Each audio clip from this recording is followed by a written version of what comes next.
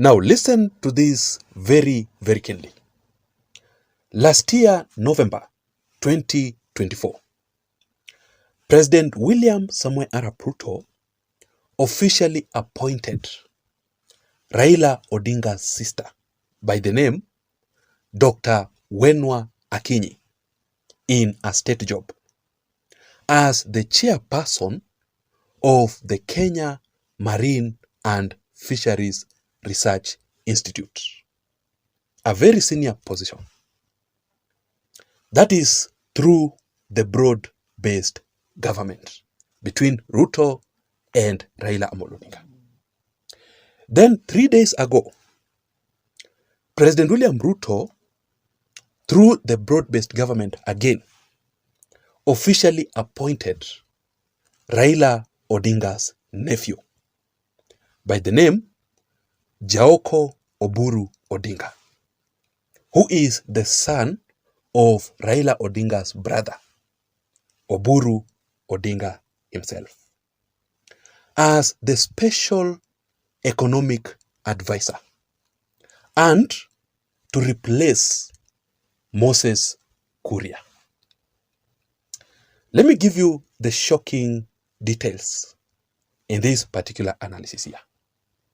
You will not believe this because this is very clear that the biggest beneficiaries of the broad-based government are Raila Odinga's family. Even Raila Odinga himself is currently a co-president in Ruto's government. Raila Odinga currently shares 50% of Ruto's government. He is very powerful, more than Kithure Kindiki, the second in command. And that tells you why ODM leaders, majority of them, don't want to join the broad-based government. People like Sifuna, James Orengo, are really complaining because pia wao wananyanyaswa in the broad-based government. Yet Raila Odinga anakula vizuri. So that is the real issue here. But before we begin this particular analysis, if you are listening to me and you haven't subscribed to this channel, please just take a second or two and subscribe to my YouTube channel. It is for you to receive more political updates and also the best political analysis from this channel. Ladies and gentlemen, my name is Jason. And of course, you are listening to Jason Vibes Radio, political channel. You can also follow me on Facebook, Jason Vibes Radio. Thank you so much for your support. Let us begin right from here for you to understand what exactly is going on. First of all, Moses Kuria is being replaced by Raila Odinga's nephew because of only two reasons. Reason number one, it is because Moses Kuria comes from the Mount Kenya region. And we have seen in the recent past, President William Ruto removing the Mount Kenya region leaders from the government positions and replacing them immediately with Raila Odinga's allies from the ODM party. Majority of the leaders from the Mount Kenya region have become the victim of the broad-based government. Akina Ndindi Nyoro and the rest. And it is because the Mount Kenya region does not really support the broad-based government. So majority of these leaders will defect for political survival. I've always said in this channel, the leaders from the mountain who are currently in the broad-based government, they are more likely to lose their political seat if they continue supporting the broad-based government ahead of the 2027 elections, because majority of the Kikuyus have rejected, they have refused. They are saying no to the broad-based government. Afadhali to support Matiang'i ama Kalonzo, but not the broad-based government. So that is the first reason as to why Moses Kuria is being replaced. Number two, Moses Kuria is being replaced by Raila Odinga's nephew because of associating with the former deputy president, Rigathi Gachagua himself. Let me tell you, Moses Kuria is currently working with Rigathi Gachagua. Moses Kuria will join Rigathi Gachagua's new political party because Moses Kuria wants to be the governor of Kiambu County. So he will be supported by Rigathi Gachagua. Let me prove this to you. Moses Kuria is working with Rigathi Gachagua, and that is why he is currently being frustrated by the government. And you saw recently Moses Kuria's properties being auctioned. Just imagine, President William Ruto's economic advisor, who advises William Ruto on matters economy, his properties are being auctioned by Equity Bank. I strongly believe that this move is actually political. If Moses Kuria was really loyal to President William Ruto and Raila Odinga and stop associating with Rigathi Gachagua, I don't think if his properties would have been auctioned. Even William Ruto himself would have defended or protected Moses Kuria against such.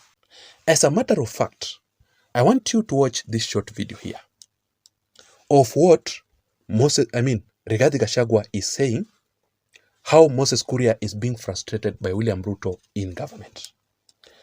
Rigathi Gachagua said this during an exclusive interview at KTN recently. Just watch this video here.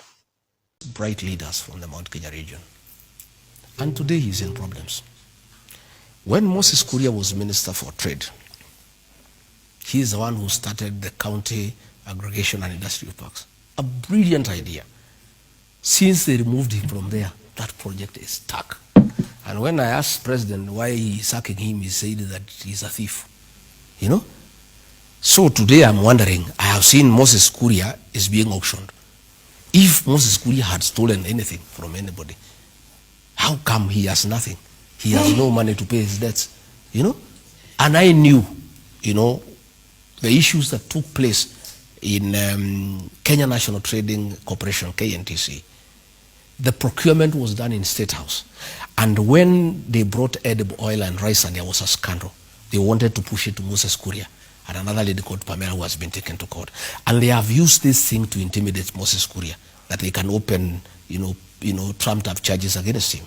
But I really want to ask a question. I was asking myself, if the way the president told me he removed Moses Kuria as minister because he was corrupt, how come today that Moses Kuria, today the court allowed these things to be auctioned? If he had money he had stolen from the ministry, he would be able to pay his debts. Again, the president did not want any leader from the mountain who has a brain, who is principled, and who can do anything. That is why he got rid of Rigathi Gachagua, Moses Kuria, Methekali Nturi, Justin Muturi. You're talking about Moses Kuria, who's the economic advisor to the president. I am saying you cannot remove. So he's not getting rid of. You cannot get a man as minister and make him an advisor. That is a joke. It's like chasing away a wife and making him a maid in your house. It's very disrespectful. Okay. But I want to say, yes, Moses Kuria, you cannot replace Moses Kuria with William Kabogo. It's an insult to the people of Kiambu and the people of the mountain. Moses Kuria is a brilliant mind, and I can tell you this idea of KIPES that Moses Kuria came up with. Had the president allowed him to stay as minister for investment, trade, and industry, today those things will be working, and will not be having the situation we are having with avocado, with carrots, with potatoes. Yeah, but because he's a brilliant mind, yeah, He had to be edged out and given some peripheral job there who advised me on this and that. And Moses Kuria cannot advise William Ruto. William Ruto takes no advice. William Ruto advises William Ruto. When you hear that you are presidential advisor, you just get a salary and know what to do. He cannot listen to any advice from anybody. Tell me this. Are there any commercial interests in Haiti? Everything in politics must happen with a reason. Rigathi Gachagua is defending Moses Kuria here because they are in a teamwork. They are working together. Moses Kuria also strongly defended the former DP Rigathi Gachagua recently.